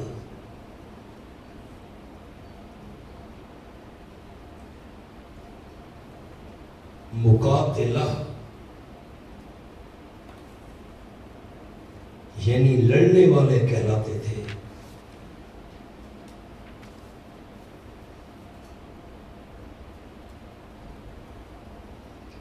یہ قافلہ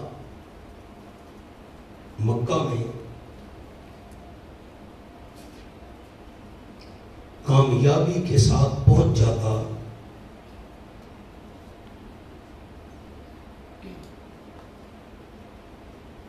تو قریش کی جنگی طاقت بڑھ جاتی۔